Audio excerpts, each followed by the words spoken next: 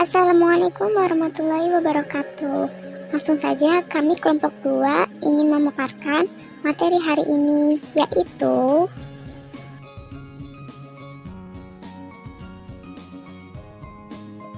kita akan bahas nih di sini mengenai apa itu makna moralitas, apa itu makna dari hukum, dan apa sih keterkaitan hubungan antara hukum dan moral ini.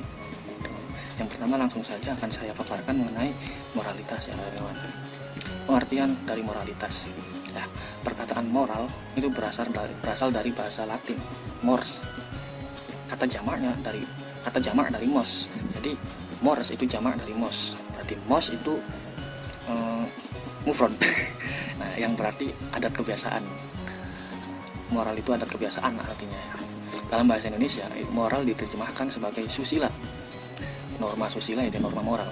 Nah, moral artinya sesuai dengan ide-ide yang umum diterima tentang tindakan manusia yang baik dan wajar sesuai dengan ukuran tindakan yang oleh umum diterima meliputi kesatuan sosial atau lingkungan tertentu.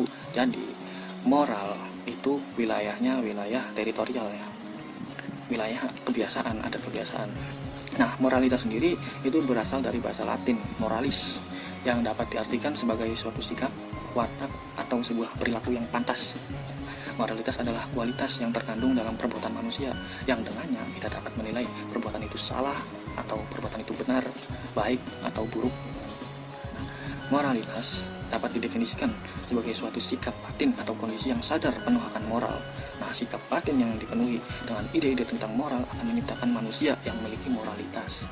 Kemudian, apa unsur-unsur moralitas? Kualitas norma moral akan ditentukan oleh beberapa unsur pokok. Yang pertama yaitu kebebasan. Yang kedua tanggung jawab, dan yang ketiga suara hati. Nah, kita bahas apa kebebasan dulu nih. Kebebasan merupakan unsur pokok, unsur penting dalam norma moral ya. Hal ini sangat esensial mengingat norma moral itu adalah norma yang otonom. Selalu ada pilihan bagi manusia untuk bersikap dan berperilaku berdasarkan nilai-nilai yang diyakininya. Manusia bebas untuk menilai, untuk memilih gitu kan, apa yang akan dilakukannya ya. Kemudian yang kedua yang penting lagi itu kebebasan. Maksudnya tanggung jawab. Nah, kalau kebebasan itu memberikan pilihan bagi manusia untuk bersikap, bertingkah laku ya. Oleh karena itu manusia itu harus wajib atau bertanggung jawab ya. Harus wajib bertanggung jawab atas pilihan yang dibuatnya. Jadi dan suara hati ya hati nurani.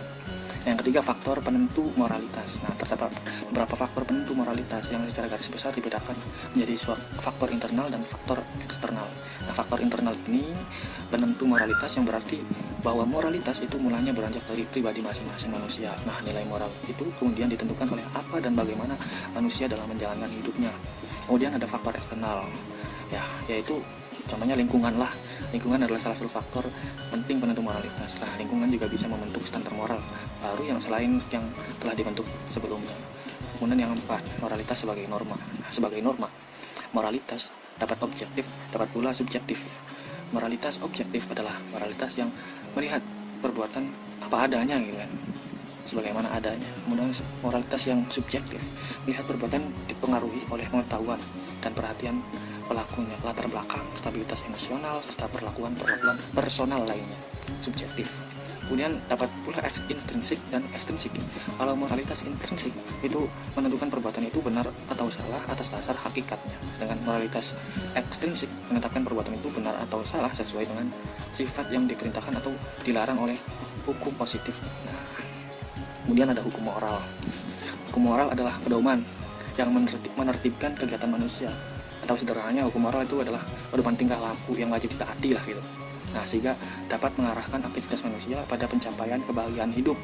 Nah, ciri utama hukum moral adalah pada keberlakuannya yang tidak dipaksakan dan bersifat universal. Nah, hukum ini memuat aturan-aturan dan ketentuan-ketentuan yang bersifat permanen, seperti misalnya kewajiban menghormati kontrak atau ikrar, juga memuat ketentuan yang sifatnya sementara, seperti misalnya larangan untuk berkumpul pada saat terjadi wabah kayak gini, corona nih, wabah penyakit menular, kewajiban menengok orang atau teman yang sedang sakit dan sebagainya.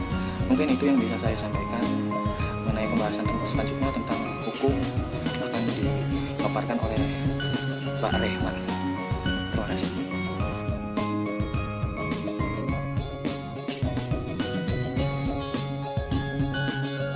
Assalamualaikum warahmatullahi wabarakatuh. Saya Rahma Mutiara Indah. Di sini saya akan melanjutkan pemaparan yang sebelumnya telah dipaparkan oleh Saudara Alfi Alfiansyah. Hukum moral dalam arti luas yaitu pedoman yang menertibkan kegiatan manusia mencapai cita-citanya, yaitu kebahagiaan. Hukum ini memuat aturan-aturan dan ketentuan-ketentuan yang bersifat permanen seperti kewajiban dan menghormati kontrak atau ikrar. Juga memuat keputusan yang bersifat sementara. Misalnya, larangan untuk berkumpul pada saat wabah corona.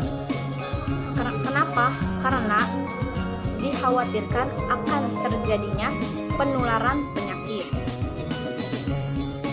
Kemudian, hukum moral dalam arti sempit adalah pedoman tingkah laku yang wajib ditaati, bersifat umum dan mantap, sehingga dapat mengarahkan aktivitas manusia pada pencapaian kebahagiaan hidup. Pengertian hukum. Dari dulu sampai sekarang tidak pernah ada kesamaan pendapat tentang definisi dari hukum. Hukum dan moral ibarat dua sisi mata uang, di mana yang satu dapat menjustifikasi yang lain. Jadi, hukum tidak bisa dipisahkan dengan moral.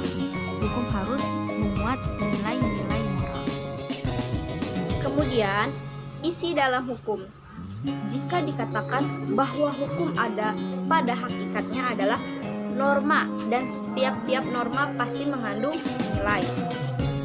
Jadi, nilai di sini maksudnya moral atau moralitas. Tujuan hukum.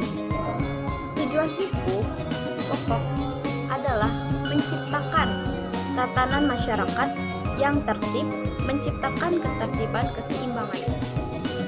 Hukum sebagai norma secara internal bahwa sebenarnya hukum ini sendiri merupakan sistem hukum ini merupakan tatanan yang terdiri dari unsur-unsur tersendiri. Kemudian, menurut Law Friedman menyebutkan 3 unsur dari sistem hukum, yaitu struktur, substansi, dan budaya hukum.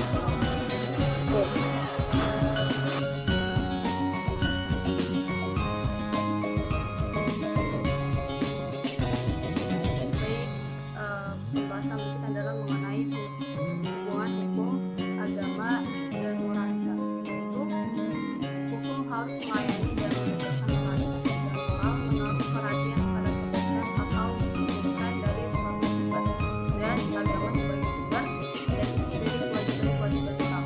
Nah, dari ini kita bisa mengetahui bahwa ketiga ini sangat berkorelasi, sangat berhubungan, di mana ketiga ini sangat mempengaruhi perilaku seseorang. Nah, berikutnya adalah hubungan norma moral dan norma hukum. Dalam norma moral menyesuaikan diri dengan keadilan, dan norma hukum menyesuaikan diri dengan ketentuan hukum positif. Jadi setidaknya begini, adanya hubungan norma moral dan norma hukum ini mempengaruhi bagaimana seseorang itu menjalankan atau tidaknya suatu hukum yang ada. Itu adalah hubungan antara hukum dan keadilan. Hukum bersifat positif berlaku bagi semua orang, sedangkan keadilan bersifat subjektif.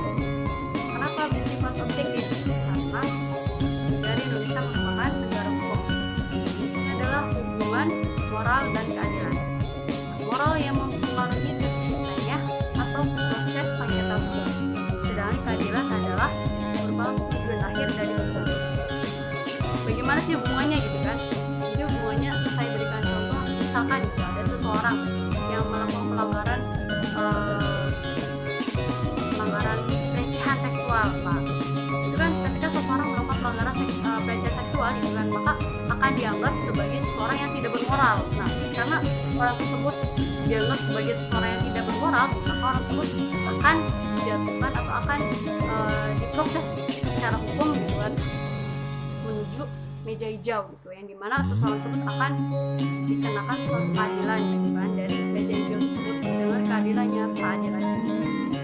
Nah, ini adalah hukum sebagai asas profesi. Pada tingkat peradaban ya sudah maju penyelenggaraan dan penegakan ketertiban